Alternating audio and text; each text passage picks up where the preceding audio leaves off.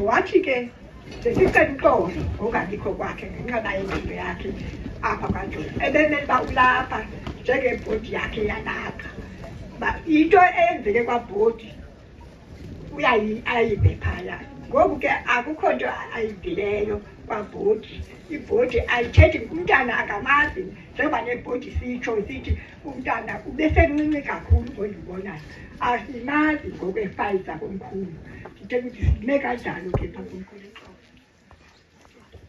Hayi ke majola into bamde nam sikomkhosi lapha nyange apha kwadadewethu ngingumqwathi ma unakajoyi kudadewethu asutsala into ende ba sesileti kakhulu ngoba ndingwalapha nam ke apha eGutyubeni apho siya khona yomntana ndiyayazi ngandlela iphilapha inde kunje make inkosi kuthiwa ayikho apha ayimandanga inkosi baneyiqaphela pha emanuneni zange ithethe yayikhona yathi seyiphaya yingwa into ayathetha itsho apha kuyo sizibhodi zayo ithiba ke unjebe ethetha ke enkosi alo mntana ke thethe kakhulu ngaye apha ekuhlaleni apha eKapa kodwa zange uthathwa boba batsho yawuthi ishiye ke hloba ashiye ngayo nami ke siyabulela basekwenzekile basathini nathi inkosi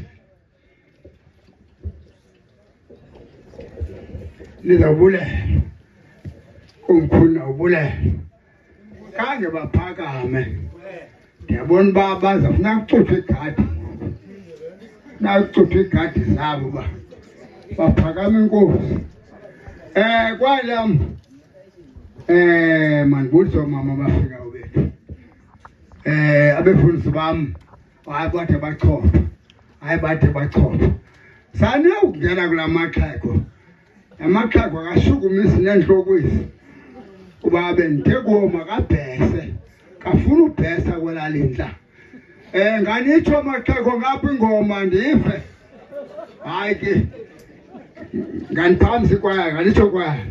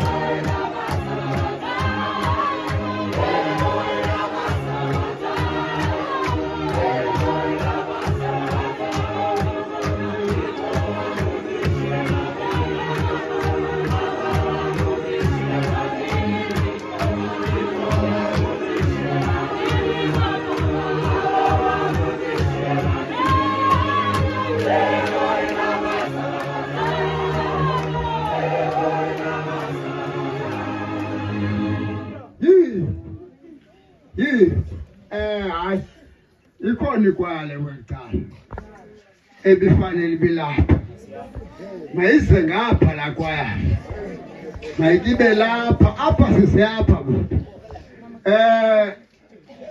siqhayiseleni abadala bafikayo babone ba siyajayiva apha kwarizani ngapha nango kumama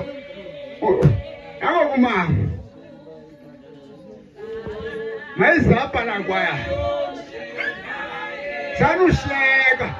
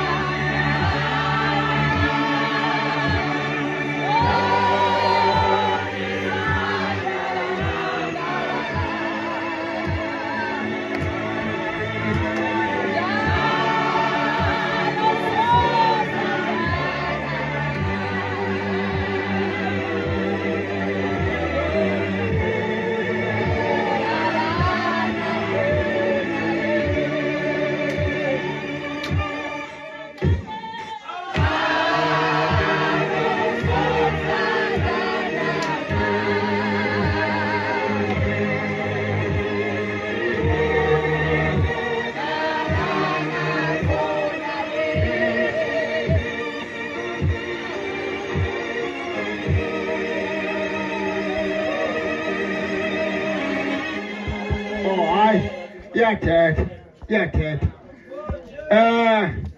ngoku ootata apha befundisi bam ndiyaqonda apha endleleni bathe xa bejikitha babhunga bathi sizawufike phaya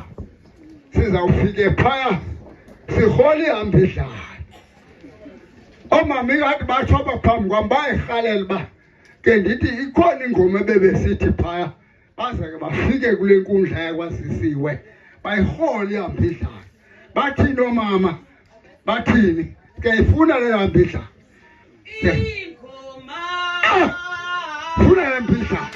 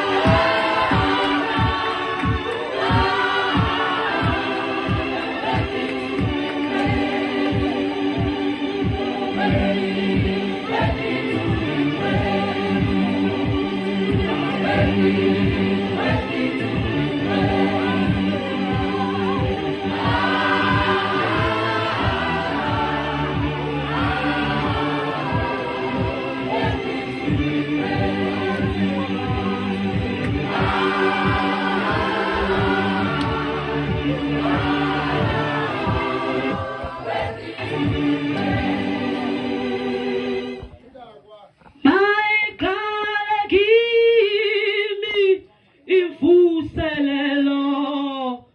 My God, give me. My God, give me.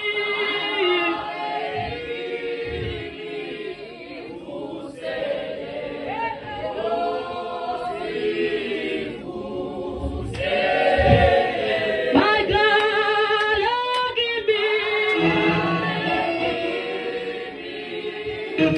My God, give me.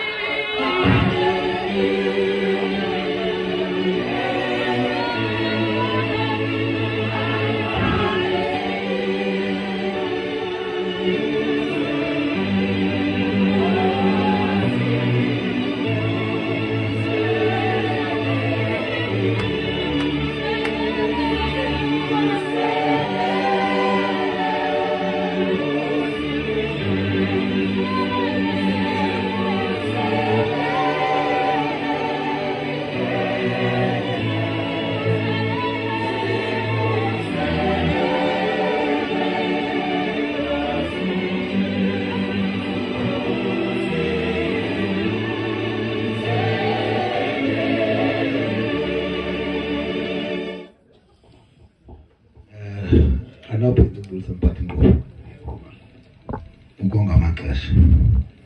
Ndizawuqala ngabancedisi uvuyo mzingelo, udumisani Jebese, umawa kaZisiwe.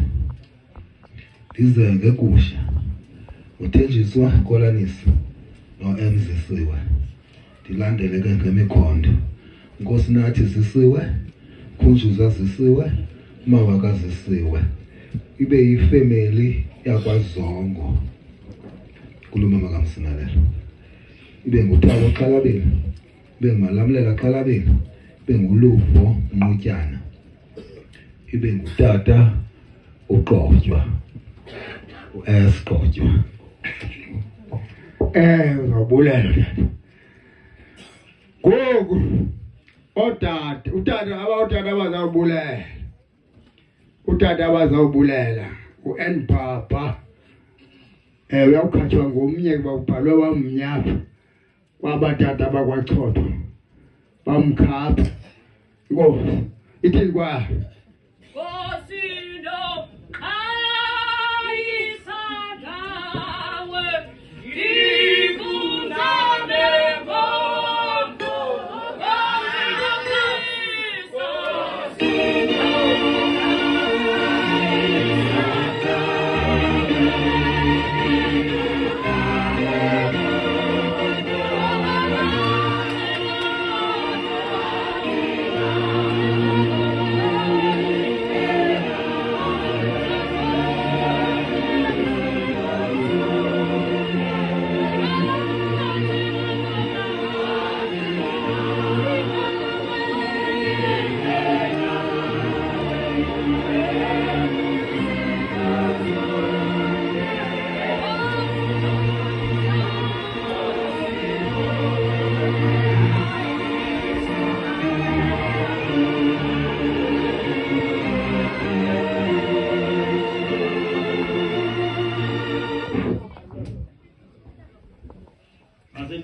entendeni ngokulingana sibukela lapha etafeni bodata abasetafeni ngokulingana nonke kapha entendeni.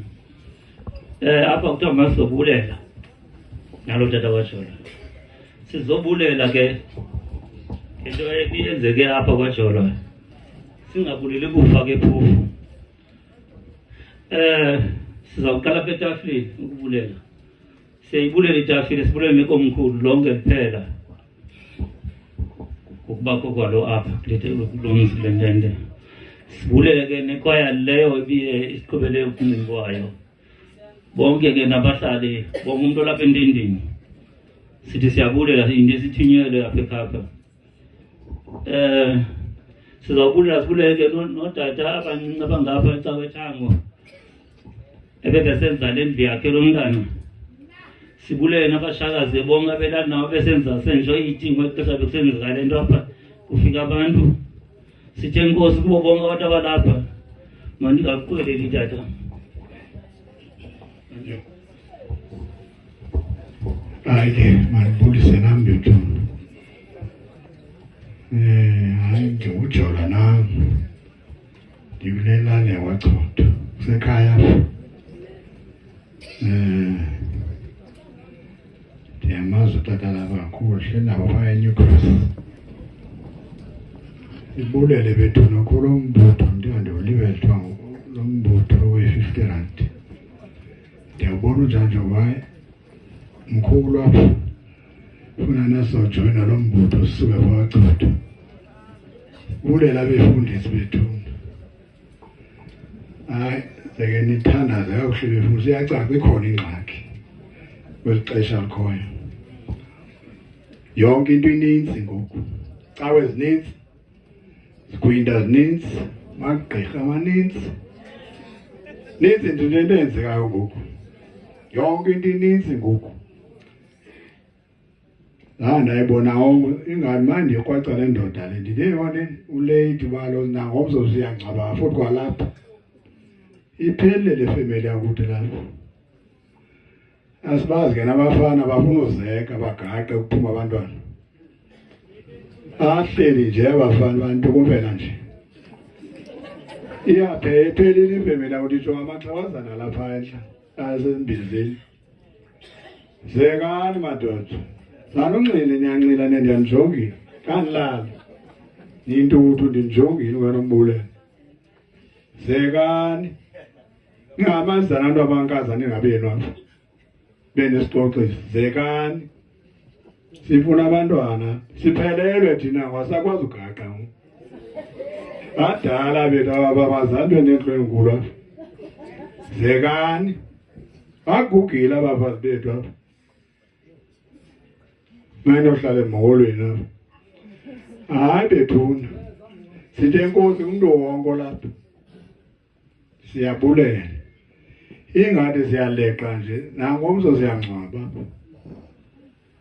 zeni ukuthatha ufani kukhona umzifemile ubayitshatyelwa apha kolelani zekeni ukusepha ula family ndiyayiva ukuthi ayitshatyelwa gqithi ekumgapha ekhaya bethuna noko ayiphelile le family le bona into esekapa inzima abantu basekapa babulala abantu phela Kapa ndandifike ngo-83 pha yayingekho le nto ngoku umuntu uxatyiswa ubulala umuntu eKapa uxatyiswa ube nomnganga ubulala umuntu hayi zeni bacela bawapheze ngoku hayi bababulala abantu baseKapa abantu wajike bebebona libhongo nale nto zokubulala umuntu zeni bacela baye kubulala abantu eKapa enkosi hayi ke tata ngoku kandikhawuleze ndiphamisa umfundisi kwaya phamisa umfundisi ngosohambani ugqiba kwakhe ithini kwaya sondelana nomfundisi imfishane le ntaba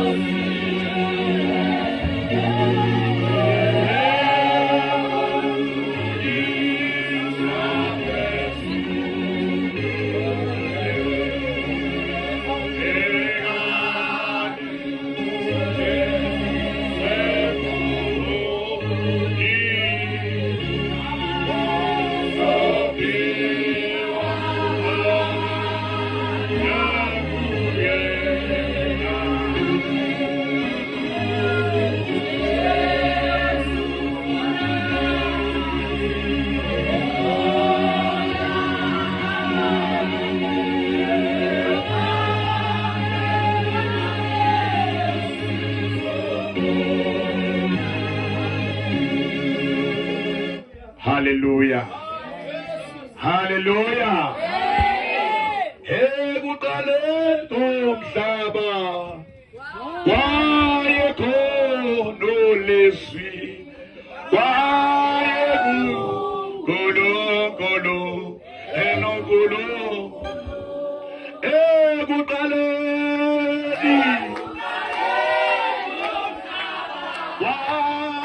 wayekhona uLezwi, wayenguNkulunkulu enoNkulunkulu. Baba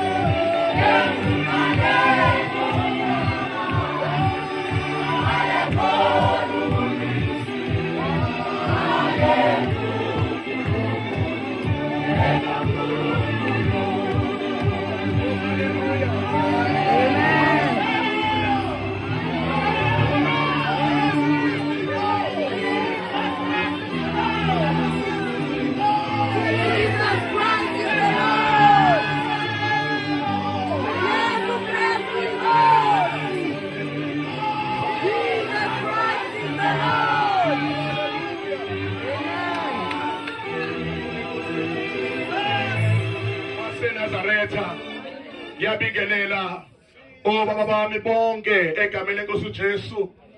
Inkosi kaZibulo noNxolela, ngiyakhuluma ngisuka komhlaba lingana ngizalwa khona kodwa ngihlala eMlazi eThekwini. Haleluya.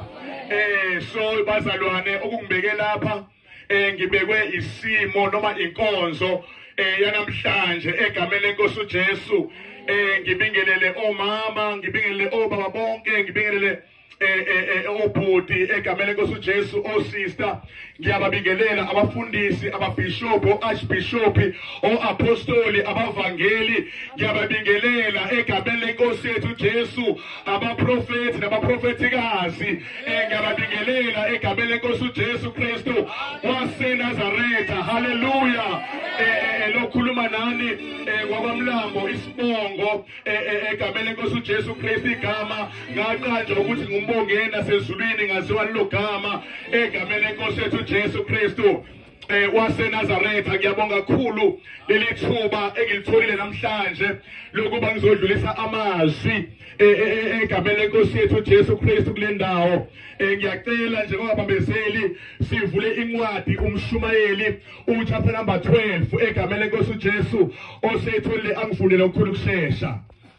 Siyakudumisa, siyakudumisa, Osiyama. Siyakudumisa, siyakudumisa, siyakudumisa, Osiyama.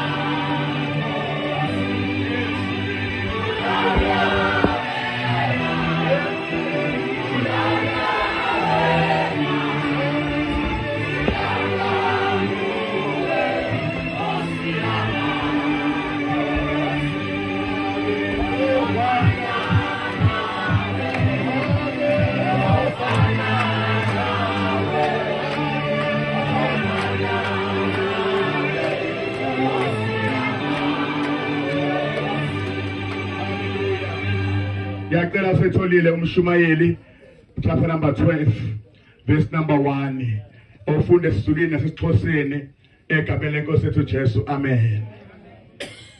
Futhi khumbula umdali wakho emhleni yobusha bakho zingakafiki izinsuku ezimbi ingakasondeli iminyaka osho ngayo ukuthi angithokozi ngayo.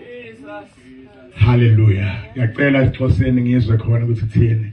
Uze umkhumbuleke umdali wakho ngemihla yobutsha bakho ingekezi imihla yobubi ingekafiki iminyaka othi ngayo ayindiyolele lingekabi mnyama ilanga nokukhanya nenyanga nenkwenkwezi engekabuyi amafu emva kwemvula. Amen. Ngicela ukulibeka iBhayibheli ngoba ngifuna ukuba mude egameni lenkosi yethu Jesu Kristu. Kunezwi elithi wozani-ke sithethe indaba kusho uJehova. Uthi noma izono zenu zibomvu uyakuzihlanza zibe mhlophe njengeqhwa. Hallelujah. Njengoba sikule ndawo ke bazalwane sizophelezela umfowethu osesishile emhlabeni. Hallelujah. Angithi sisho njalo mangabe esesishile sithi usesishile emhlabeni kodwa nanku umzimba sawubona. Ubani oshile ilo olanga phakathi usesishile ke waya endaweni ayisebenzele esaphila emhlabeni ngoba lolu suku bazalwane akekho umuntu olomeqa akekho umuntu owenza imistake lumeqe lingamfikeli. Lolu suku bazalwane lubekele wonke umuntu ophila phansi komthunzwelanga noma ingabe unegama lokwaziwa ukuthi uyaziwa umkhulu uyesabeka kodwa lolu suku wonke umuntu ophila phansi komthunzwelanga ubekelwe lolu suku. Hallelujah. Noma ingabe ubani noma ingabe umkhulu kanjani noma ingabe unesikhulu esikanganani lolu suku lubekele bonke abantu abaphila phansi komthunzwelanga. Hallelujah. Noma ngathi uyagada wabodigadi noma ngathi unobani abagadayo kodwa lusuku lubekele bonke abantu. Ngale kwethuna mntaka baba zimbili izindlela emhlabeni ayiziningi mntaka baba. Ubani nobani mayefuna uqala yakhe indlela uyayiqala ayibize ngegama ayibiza ngalo. Nobani aqale yakhe indlela aziwa abantu abeneqembu lakhe limlandelayo. Nobani ufuna uqala kwakhe aqala athi nayo indlela. Nobani ukhomba kwakhe nomunye ukhomba kunye kodwa namhlanje akunika indlebe kunamazwi ashiwa inkosi uJesu uthi mina ngiyindlela neqiniso uthakekho ongeza kubaba ngaphandle kwami. Akekho namunye ongakwazi ukuya kuNkulunkulu ngaphandle kwenkosi uJesu. uJesu yena yedwa oyisanga. Ngoba uJesu ekhuluma ngaye wafa kwabakanye lachitheka igazi lakhe. Lelo gazi lakhe wakhuphuka nalo wayovela ngalo ezulwini egameni lenkosi uJesu. Wayesebekwa ukuthi abe umpristi ophezu kwabapristi. Wayesenikezwa igama eliphezu kwamagama ukuze kuthi amadolo onke asemhlabeni abamhlophe abamnyama amandiya amakalathi aguqe phansi egameni lenkosi uJesu. Bese zonke izilimi zimvuma ukuthi uJesu Kristu uyinkosi. Noma namhlanje ungamphika kodwa liyezilanga lakhona mntaka baba uyoguqa khona. Noma ungambiza ngomJuda noma ungambiza ngoNkulunkulu wezizwe noma ungambiza ngomprofethi wabamhlophe. Lalela mina ngufakazi impela yena uyaphila futhi uyaphilisa. Impela yena yedwa uyinkosi.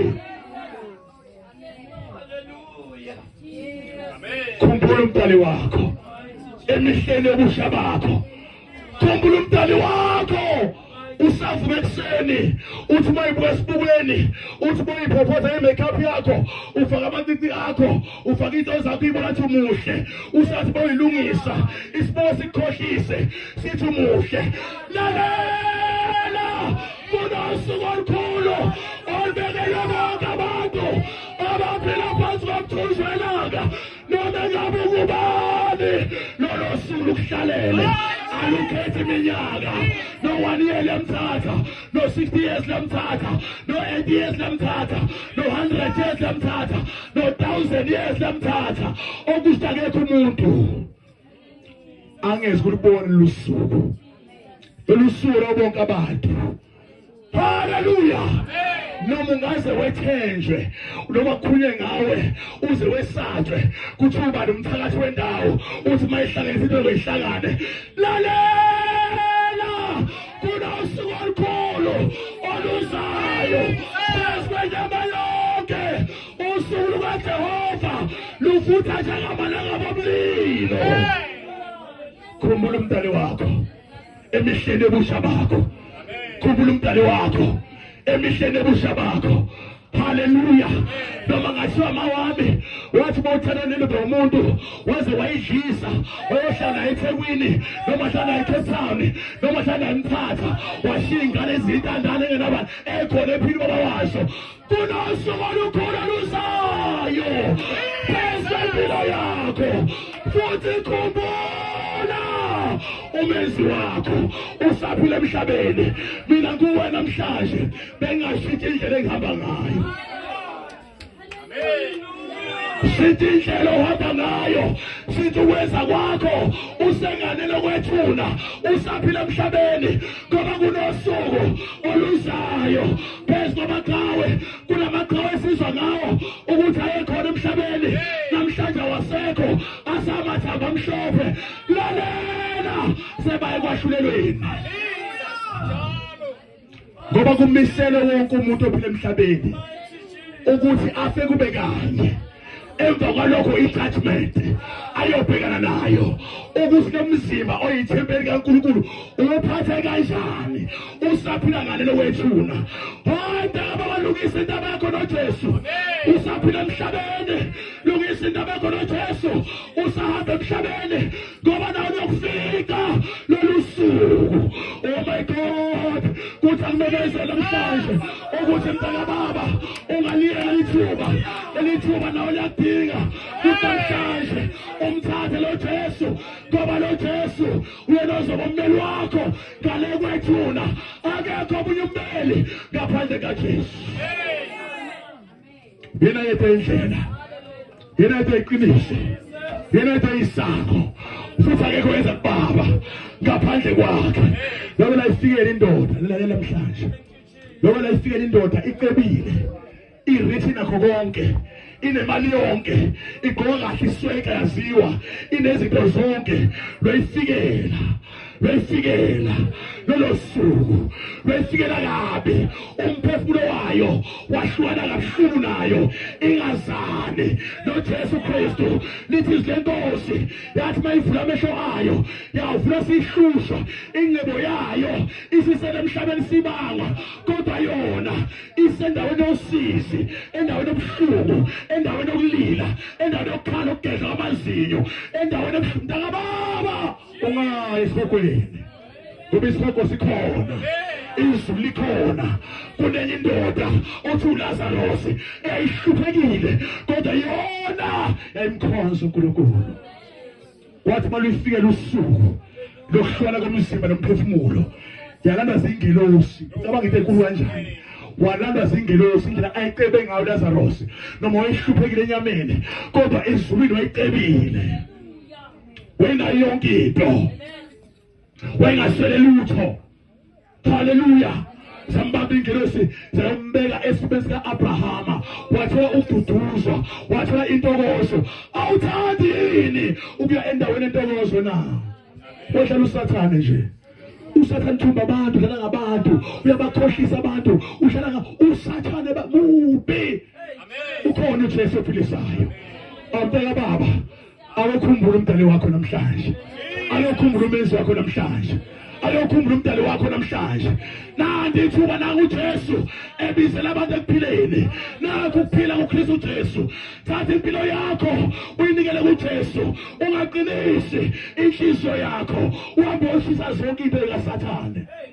Noma ngathula abafana bafishana bangakambashise. Hallelujah. Unakhuluma kahle umuntu obekade ehamba nenyanga iswazi eqinisekisa abantu benguhlakalwayo kodwa ekhaya futhi thole ukuthi usaphansi kwamanzi. Mningi imkhuba ebengiyenza. Mina bengilanda imithi ekhaya ngimbele umama imithi. Ngiyazi ngamagama ayo impande egameni lenkosi uJesu. Kodwa wafika umlamleli phakathi kwabantu noNkulunkulu umuntu uKristu Jesu. Ngoba uJesu uma esefikile. Uma esefikile wahlukanisa umuntu nemsebenzi obumnyama. Uma esefikile yena ukhanya ubumnyama buyabaleka ngoba imizimba yethu iyithempeli lakhe. Umzimba wakho odlala ngawo uyithempeli kaNkulunkulu. Lo mzimba wakho odlisa izinto engadliwa uyithempeli kaNkulunkulu. Lo mzimba wakho ophuzisa izinto engaphuzwa uyithempeli kaNkulunkulu. Lo mzimba wakho ohlobisa wenza zonke izinto ezihlahla zamagrebhisi uyithempeli kaNkulunkulu. Ngelinye ilanga usobuzwa ngalo mzimba ukuthi wawuphatha kanjani usaphila phansi komthunzelanga. Usobuzwa uNkulunkulu ukuthi ithempeli lami ekalidalayo indawo ngaphatha kahle emhlabeni. Ukuthi usofika uthini? Lalela mntaka baba. Lento akuyona abantwana. Akuyona abadala. Akuyona abamhlophe. Akuyona obanibani uzikhombe kwabantu abantwana le yomkhulu abadala. Le yobani eyawo wonke umuntu ophefumula njengami nawe. Eyawo wonke umuntu ophila phansi komthunzelanga. Wena wonke olemhlabeni ophilayo ozona amazwi lento eyakho iyadinga ngoba sifika le kwethuna ngeke ushaywe ngimdala engikwazi ukwenza wena Nkosi uJesu bese ngiyaphendula akuphendulwa ngale kwethuna. Lungisa indaba yakho noJesu khona manje. Ungaqinisa inhliziyo yakho. Ungayenza lukhona inhliziyo yakho ngoba uYesu usuku olukhulu phezu kwempilo yakho. uYesu usuku olukhulu phezu kwempilo yakho. uYesu usuku olukhulu phezu kwempilo yakho. uYesu usuku olukhulu phezu kwempilo yakho. Abanye namhlanje siyababona kusasa sibabone egameni lenkosi uJesu Kristu. Kodwa kuhle ukulungisa indaba yakho noJesu ngoba lusuku maseluza alimemezeli lufike indoda igade ngapha nangapha abantu abaphethe ibhamu abayizigora maselufikile luyahamba luhambe lufike lishaye iwe phambi kwabantu abayigadile ngoba le ndaba ingekaJehova akuyona yomuntu ingekaNkulunkulu egameni lenkosi uJesu. Futhi masiyinikele impilo yakho kuye yena uyasigadela umuntu wakhe. Uthi uDavide uyayaleza ingilosi zakhe ngomuntu wakhe zimthwale ngemikhono yazo. Uthi ziyamlonda ezindleleni zonke phezu kwakho konke lithi izinkosi wazenza ingilosi zaba imoya kepha inkosi zakhe amalanga bomlilo. Asiyamisa ingelosi yakhe nxa zonke kwabalungileyo bakhe. Awukhethe kahle namhlanje. Awukhethe indlela elungile. Awuhambe ngumesaba uNkulunkulu. Zonke lezi indlela ohamba ngazo ake uyishiye egameni lenkosi uJesu. Usehambile umfowethu. Indaba ikuthina esaphila emhlabeni. Usehambile bafowethu. Njengamanje usehambile saduduzana nomndeni senza konke kodwa yena akasekho. Akaseshwa lutho noma ngathi uyafisa ukubuya akasakwazi ngoba kuseka ukuxhumana kwabaphilayo nabafileyo. Haleluya. Usehambi kusho thina bazalwane kusho thina sonke la ukuthi usile usibanibani okusho uhambile wayendaweni ayisebenzele sokusele umzimba leyithempeli kakhulu ukuthi manje siyombela phansi bazalwane. Siyosebenza phansi bazalwane bese ke simbeka ngesizotsha umzimba wakho kodwa yena uqobo lwakhe akasekho. Ukhuluma kahle kumuntu oseke wadlulela emhlabeni kwezoba ngabili ngishawa ingozi ukufelwa. Qala ngafela ingane yami 18 umfana wami ebengimthanda kakhulu egameni lenkosi uJesu Kristu. Ngithemba ngifika ekhaya eStenga ngibheke isithombe sakhe ngasho umfana wami ngimthanda kakhulu bazalwane 2018 wangishiya emhlabeni edlala nengane nje. Uyabona wena 12 years kanje okay ngimbonile manje. Wena 12 years weyizindaba wafaka ubuhlungu wadlula emhlabeni ngoba lolu suku lumisele ingane encane. Haleluya. Bayazi ke abazalwane bomnokha bayazi basanda kuya ngalekheza ekutheni emsinga ukuyofihla unkosikazi wami ithambo lamathambo ami. Ngenhlanhla ke into ezinga ngingaphela amandla ingoba uNkulunkulu wayiveza indlela yakhe ngoba umuntu kade ehamba noNkulunkulu emesaba uNkulunkulu besikhuluma ilanguage eyodwa naye. Ingakho ngabanga novalo kakhulu ngiba novalo kakhulu manje umuntu angamesaba uNkulunkulu ngoba ngiyazi kahle indawo asuka yakuyona ukuthi indawo enjani. Thatha uJesu aphile emhlabeni, thatha uJesu aphile emhlabeni ngaphandle kaJesu. Ngaphandle kaJesu ebazalwane ngaphandle kaJesu akekho umuntu ombona uNkulunkulu. uJesu isango ngaphandle kaJesu akekho ongena ngaphakathi esangweni. Isango luyena uJesu qobo. Uyamdinga uJesu empilweni yakho. Uma ungomthatha uJesu aphinde wadlala buyela kuyena. Ungabusadlala ngoba isikhathi asiphelile. Uma ubheka izinto ezemhlabeni zasikhombisa ukuthi umhlaba uyaphela manje agoqo. Ngisingane encane yasho umhlaba yagoqwa. Ngisizinto ezibhala endabeni ziyasho umhlaba yagoqwa. Umhlaba suye emaphethelweni uyokwenza njani uma kufika lusuku olukhulu lokuthi umhlaba ugoqwe wena ungazani noJesu? Yokwenza njani? Ungenze ukhona letendeni. Uyamdinga uJesu. Lokho ngikusho ngegunya ngithi inkosi yangivusa inkosi yathi vuka utshela abantu bami ukuthi baphenduke ngoba kuza isikhathi ezinzima. Uma ngibiza umuntu uthi akeze kuJesu ngikusho ngegunya elikhulu engiliwe uNkulunkulu wami uSomandla.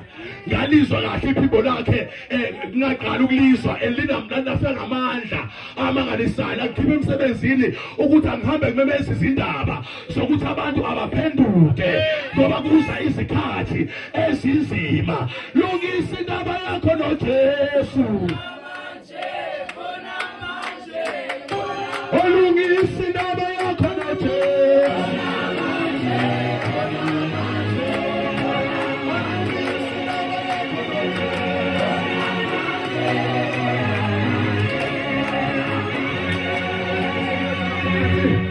Egameni lenkosi uJesu ngicela ukubona isandla somuntu ofuna ngithandaze naye namhlanje ngoba ngiyafisa mshayela isandla nangu baba lemuva woza baba wami egameni lenkosi uJesu Kristu zani ngithandaze naye egameni lenkosi uJesu Kristu nisheshise nabanye uma bekhona bafuna uJesu nathi ithuba egameni likaJesu Kristu waseNazaretha nathi ithuba kuyenzeka nawe khona uhlelapho senhliziyo yakho woza kuJesu bazawethula imithwalo uvalo lwakho khona liyophela.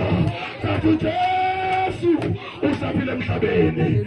Ongababezeli ngiyacela ukuthi bonke abantu Nkosi yami ngoba angifuni ukuma isikhathi eside kule ndawo. Le ndawo lena ngiyayisaba kakhulu.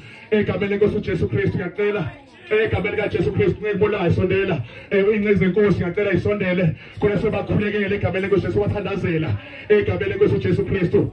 Nina enime phambi kwami bazalwane ngiyacela phambi sayo zethu left and right uphakamise zonke ibandla lime ngenyawo ngoba siyayivala manje egameni lenkosi uJesu Kristu. Uzozisho igama lakho uzisho mina sibanibani wakwasibanibani ngiyamamukela uYesu Kristu ukuthi abe inkosi nomsindisi empilo yami. Ake nisho bazalwane.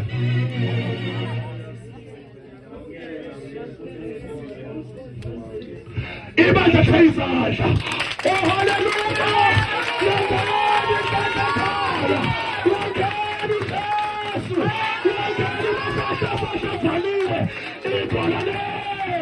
Hallelujah.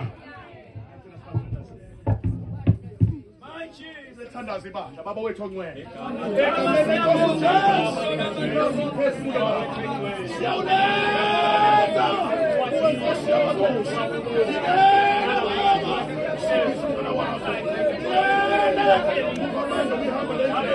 Baba wethu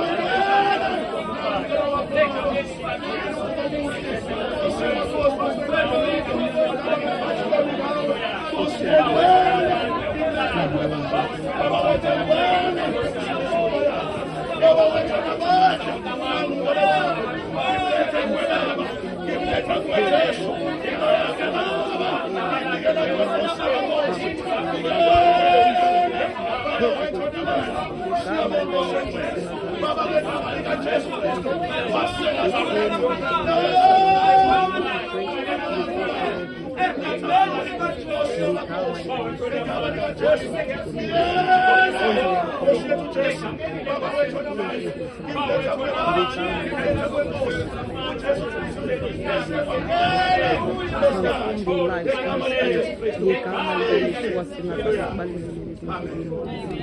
Ngiyacela ibandla sonke sithandazeni bese sihlala phansi. Ngeke sonke sibandla sithandazeni egameni likaJesu bonke uNkulunkulu wethu. Haleluya. Baba wethu Nkosi yamakhosi.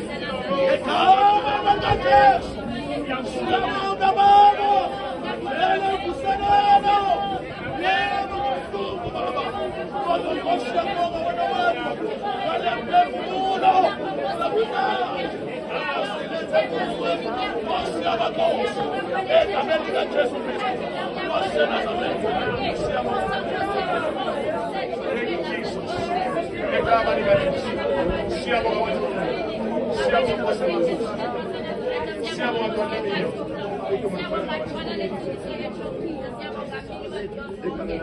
Amen.